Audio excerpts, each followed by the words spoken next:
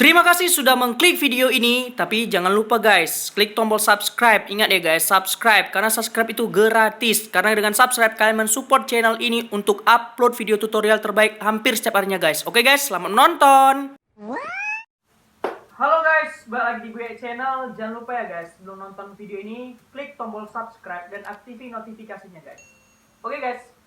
Jadi guys, di sini saya akan memberikan Q&A seputaran AC inverter ya guys, karena saya lihat begitu banyak teman-teman yang mempertanyakan tentang teknologi dan juga perawatan AC inverter.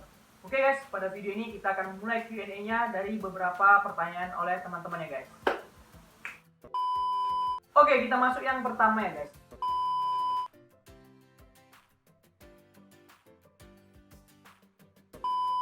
Jadi guys, di sini saya akan memberikan jawaban berdasarkan versi saya guys ya. Maksud saya sih pendapat saya. Jadi di sini keunggulan AC inverter dan kelemahannya dari tipe AC yang low watt ataupun AC tipe yang biasa. Jadi keunggulannya itu guys, secara umum adalah teknologinya ya guys. Teknologi di mana AC inverter dengan AC tipe yang low watt dan AC tipe biasa itu perbedaan teknologinya sangat jauh ya guys. Karena pada inverter kompresornya itu sudah diatur sistem kerjanya, jadi dia lebih hemat dibandingkan dari AC tipe yang low watt ataupun AC tipe yang biasa. Dan di sini guys, keunggulannya juga dalam segi penerapan, dia memiliki sebuah aplikasi di mana kita bisa mengecek permasalahannya, freonnya, dan konsumsi listriknya guys. Jadi di situ pun keunggulan inverter dan juga perbedaan di antara inverter dan AC biasa ya guys. Dan di sini guys, di inverter kalian akan mendapatkan keunggulan lagi, yaitu dia bisa disetting ya guys, konsumsi daya kompresornya. Jadi misalnya kalian bisa men-setting dayanya 80%, 40%. Jadi apabila kalian setting 40%, maka konsumsi listrik akan terpotong 2 kali lipat lebih hemat ya guys. Oke, itulah mungkin kelebihannya.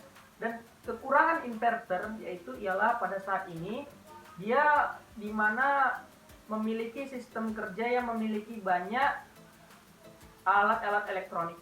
Biasa terjadi kerusakan sering pada AC inverter, yaitu pada modul PCB, sensor, dan lain sebagainya. Dia tingkat, kalau saya bilang sih tingkat lebih sensitif dalam kerusakan itu lebih tinggi di inverter ya guys, daripada AC low watt atau AC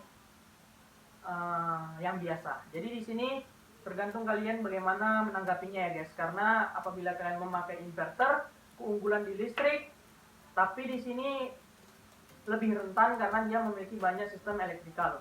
Tapi kalau AC yang low watt atau AC yang biasa, dia sistem konsumsi listriknya jauh lebih boros daripada inverter. Tapi kalau masalah kerusakan dan permasalahan dalam AC yang biasa itu tidak cukup rumit ya, karena dia tidak banyak memiliki elektrikal. Oke, kita langsung next ke pertanyaan kedua guys.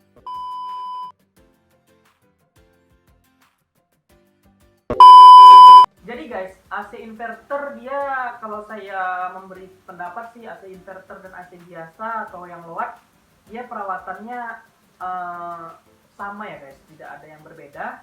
4 bulan dia harus dicuci, dan 1 bulan kita harus rajin membersihkan saringan filternya guys, karena saringan filternya itu lebih cepat kotornya karena dia menyaring sirkulasi udara.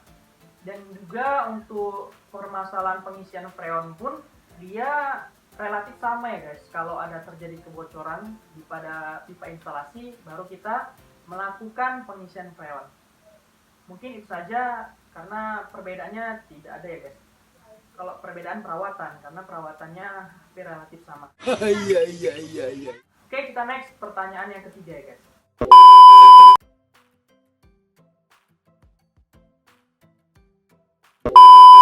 Jadi guys, kalau masalah lebih cepat dingin yang mana, kalau menurut saya sih secara pribadi, kalau untuk masalah lebih cepat dingin, saya memilih AC inverter. Karena AC inverter memiliki daya yang tinggi pada saat memulai operasi, karena dia berpacu untuk merubah secepat mungkin temperatur ruangan supaya apabila dia sudah dingin maka konsumsi listriknya akan berkurang. Maka di situ akan terjadi penghematan yang sangat drastis ya guys apabila ruangan sudah dingin. Tapi kalau misalnya AC low watt atau AC yang biasa relatif dingin, tetap dingin, cuman kalau dibandingkan dengan inverter kecepatannya lebih inverter. Itu dari segi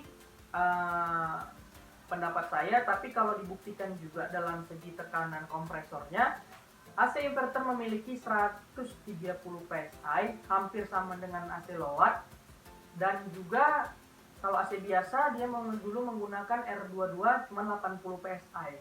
Jadi istilahnya memang kalau saya memberikan pendapat sih lebih dingin di inverter ya guys. Mungkin bisa menjadi pertimbangan kalian apabila kalian ingin memilih AC yang mana lebih dingin.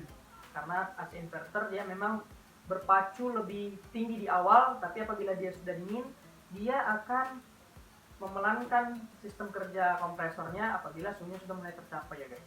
Oke, mungkin itu aja. Kita lanjut di pertanyaan yang keempat.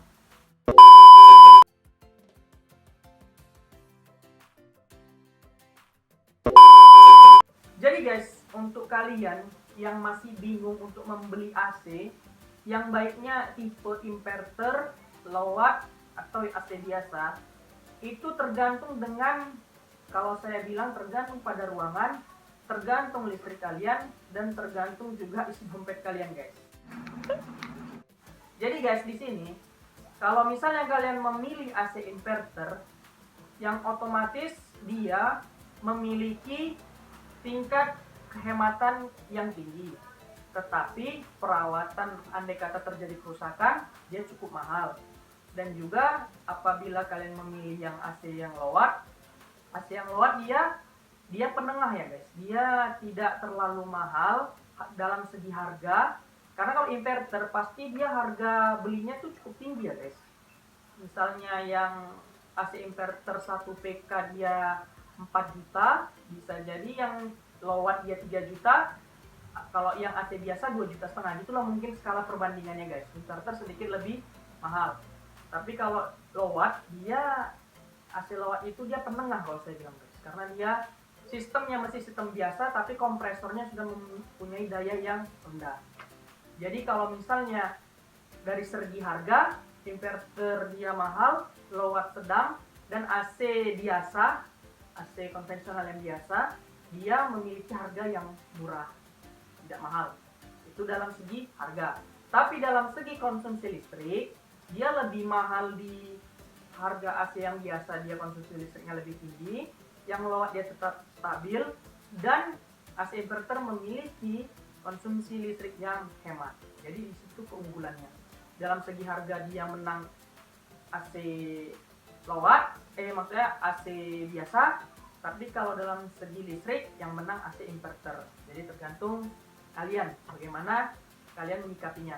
Tapi andai kata kalian ingin membeli AC, kalian harus perhatikan juga kondisi ruangan. Apabila kalian ingin memakai AC inverter, saya sarankan menggunakannya di ruangan yang benar-benar suhu itu cepat tercapai. Contoh kamar. Dipastikan ruangan itu tidak banyak istilahnya aktivitas yang mengakibatkan suhu temperatur itu cepat meningkat ya guys. Karena apabila suhu temperatur itu cepat meningkat, jadi kompresor itu lebih sulit untuk mencapai titik pada suhu yang kalian inginkan. Jadi proses kehematannya itu sedikit lama, karena dia saat hidup kompresor pertama tuh dayanya tinggi ya guys. Tapi kalau kalian menggunakannya untuk di kamar dan memakai AC inverter itu cocok, karena ruangan kan tidak selalu terbuka tertutup gitu. Tapi kalau untuk ruangan seperti yang terbuka seperti perkantoran, baru seperti ruang tamu, ya kalau saya sarankan sih bisa jadi pertimbangan kalian, mungkin bisa memilih yang low watt atau yang konvensional. Tapi itu terserah kalian ya guys. Saya di sini hanya memberikan pendapat. Semuanya kembali kepada kalian.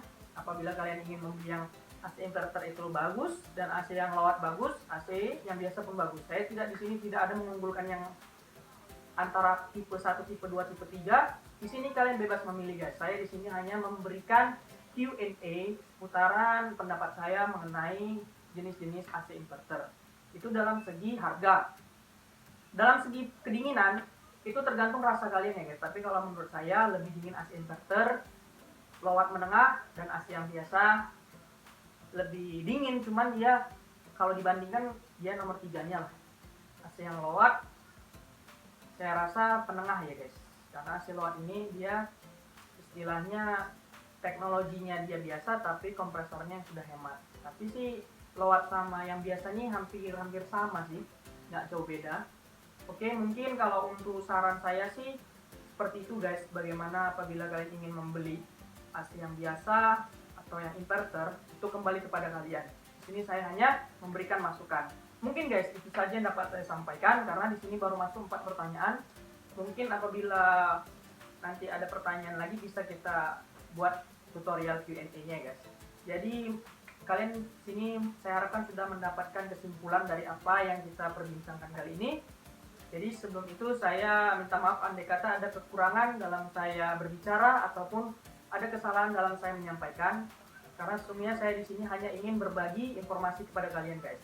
Oke, terima kasih sudah menonton video ini. Saya harapkan kalian selalu mengklik like dan juga mensubscribe videonya guys, agar channel ini selalu berusaha untuk memperbaiki tutorial-tutorialnya untuk menjadi tutorial yang terbaik dalam segi penanganan barang-barang elektroniknya guys. Oke, mungkin itu saja guys. Sampai jumpa guys.